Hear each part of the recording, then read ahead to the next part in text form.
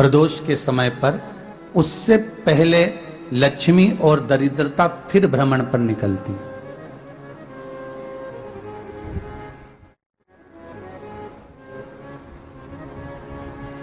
शिव भ्रमण कर कर जब वापिस आ जाते हैं, हिंदू धर्म में पीपल के वृक्ष की जो गणना वराह पुराण में करी गई है, 4 बजे से 7 बजे तक शिव के भ्रमण का समय बताया है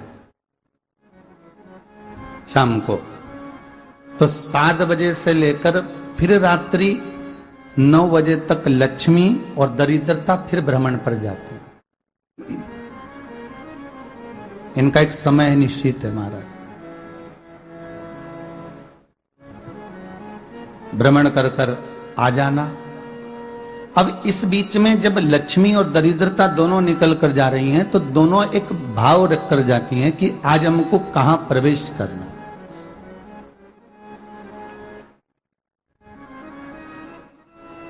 आज हमें किस जगह पर प्रवेश करना है, आज हमें कहां पहुंचना है, आज हमें किस जगह जाना है। और जिस नगर में जिस मार्ग से लक्ष्मी और दरिद्रता निकल कर जाती है, ये दोनों का जब निकलना होता है, इनको स्थान दिया गया जहां पर स्वच्छता हो, घर के दरवाजे पर रंगोली डली हुई हो, द्वार पर जल छीटा गया हो। महाराज, उस द्वार पर लक्ष्मी प्रवेश करती है तो दरिद्रता भी जाने लगती है अंदर। जब दरिद्रता अंदर जाने लगती है तो लक्ष्मी उसको रोक देती है। पहले मैं देखकर आती हूं कि तेरे लिए स्थान है कि नहीं है, तू यहां रुक।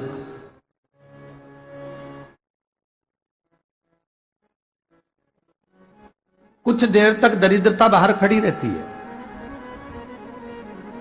और लक्ष्मी जी की बड़ी बहन जब दरिद्रता बार बार अंदर जाने का प्रयास करती है तो लक्ष्मी जी कहती हैं, जीजी तू इतनी बड़ी होकर तुझे मालूम है तू तेरा सम्मान होना चाहिए, आदर होना चाहिए, और तू अंदर चली जाए और कोई तेरा सम्मान ना करे तो कितना बुरा लगेगा, इसलिए तू बाहर खड़ी रहे। मैं अभी आई।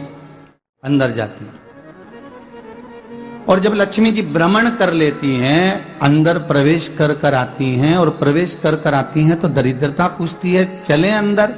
तो लक्ष्मी जी कहती हैं, तुझे मालूम नहीं है क्या जीजी कि जिस घर में मैं प्रवेश कर जाती हूं उस घर में फिर दरिद्रता नहीं जा सकती, क्योंकि ये तेरा वचन था, ये तेरा वचन था। अपन दोनों का जब मंगल विवाह हुआ था, मेरा विवाह जब नारायण के साथ में हुआ और तुम्हारा विवाह जब दुस्साह मुनि के साथ हुआ, दरिद्रता का विवाह दुस्साह मुनि के साथ हुआ। जब अपना दोनों का विवाह हुआ था तो अपन दोनों ने एक वादा करा था कि जिस घर में लक्ष्मी प्रवेश कर जाएगी उस दिन फिर दरिद्रता नहीं जाएगी, और जिस घर में दरिद्रता प्रवेश कर जाएगी उस घर में फिर लक्ष्मी नहीं जाएगी। अब जब मैं अंदर देख कर आ गई हूं तो तू अंदर नहीं जा सकती, अर्थात लक्ष्मी के चरण जिस घर में पड़ गए उस घर में फिर दरिद्रता प्रवेश नहीं कर रही। चलते चलते फिर दरिद्रता ने देखा और लक्ष्मी जी इसको लेकर गई और लक्ष्मी जी ने देखा कि इसके दरवाजे पर जल नहीं छीटा गया, इसके दरवाजे पर ना रंगोली डली है, इसका द्वार साफ नहीं हुआ है,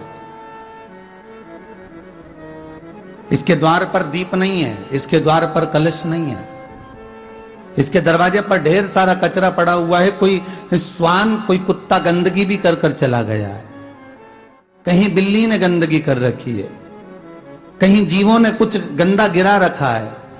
तो फिर लक्ष्मी जी कहती है, जीजी अब मैं होकर आ गई थी ना, अब तू जा, तू होकर आ। और दरिद्रता प्रवेश करती है तो अंदर जाकर क्या देखती है दरिद्रता कि इतनी सवेरे से मैं घूमने इनके दरवाजे पर आई और ये तो सब चादर तान के चकाचक गुर्राटा भर भर कर सो रहे हैं।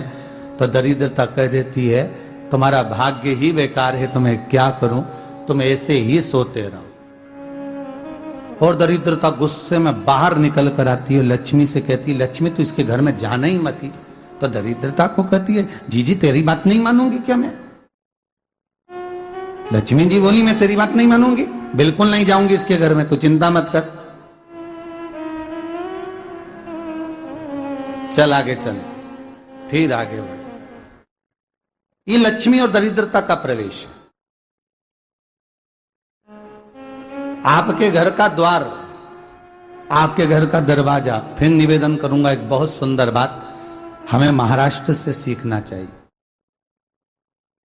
हमें साउथ से सीखना चाहिए, दक्षिण से।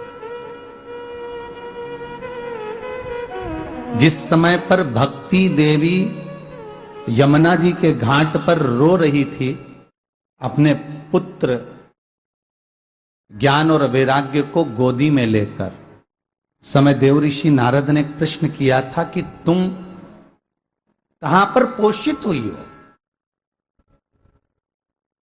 तुम्हें ऊर्जा कहां से प्राप्त हुई? तो कहा मैं गुजरात से तो चली हूं। और वहां से चलती चलती भक्ति देवी कहती है मैं बहुत दुखी होकर, बूढ़ी होकर, द्रवित होकर, बड़ी दुख में वहां से चलते चलते जब मैं महाराष्ट्र में पहुंची तो मैंने वहां जाकर देखा कि वहां पर लोग हर पल हर घड़ी ब्रह्म मुहूर्त में उठकर स्मरण करते हैं, नाम जाप करते हैं और दरवाजे पर जल छींट कर रंगोली डालते हैं। तो कह रही है कि